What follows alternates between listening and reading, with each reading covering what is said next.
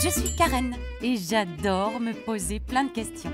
Moi, quand je fais mes courses, je préfère acheter des produits locaux. Alors, je suis partie à la rencontre des agriculteurs de la Carène, histoire de remplir mon panier.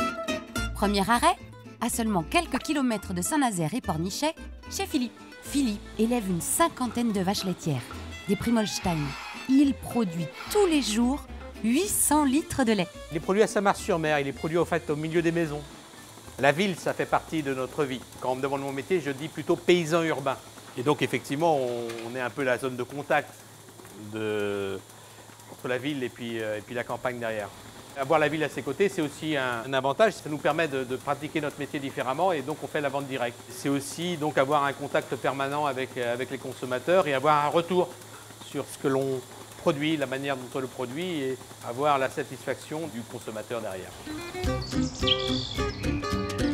Un litre de lait. Du bon lait pour mon petit déjeuner. Merci Philippe. Maintenant, direction l'exploitation de Dominique. Dominique élève des limousines et des charolaises, mais dans un environnement très différent, en plein parc de Brière. Notre viande, on va dire que c'est la meilleure.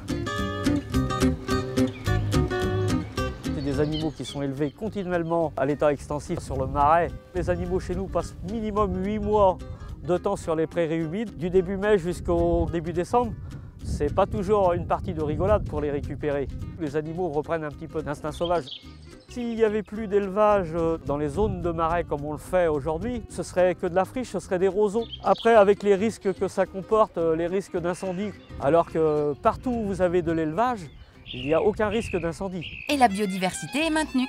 La marque, produit du parc naturel régional de Brière, permet de reconnaître ce mode de production si particulier. Un bon steak de chez Dominique pour ce midi.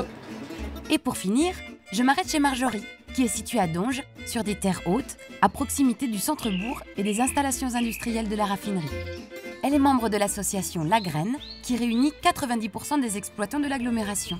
Leur but, maintenir et soutenir l'activité agricole sur le territoire avec l'aide des acteurs publics. La Graine, c'est une association qui permet aux éleveurs de parler de leurs problèmes, aussi bien des problèmes de parcelles, de circulation routière. C'est une association qui permet de regrouper tous nos problèmes plus facilement et d'aller en parler aux administrations avec facilité sous le nom de l'association. Voilà. Un jeune taureau de 18 mois. Pour nous, l'enjeu vraiment, c'est de stopper la concurrence qui peut exister entre les différents usages. À la Carène, au sein de l'agglomération, on est vraiment convaincus qu'un modèle équilibré est possible.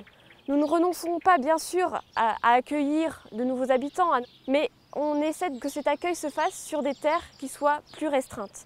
Et en parallèle, bien sûr, il faut travailler à garantir un modèle économique agricole qui soit viable, parce que l'enjeu, c'est bien sûr d'être un territoire qui soit attractif et que des jeunes exploitants viennent s'installer chez nous. Maintenir l'équilibre entre le développement urbain, l'activité agricole et la préservation des espaces naturels, c'est bien l'objectif partagé entre les exploitants et les acteurs publics. Un partenariat majeur pour l'agglomération, car l'agriculture représente 45% des terres du territoire de la Carène. Et moi, ça me permet de remplir mon panier avec des bons produits bien de chez nous. À bientôt pour répondre à une prochaine question.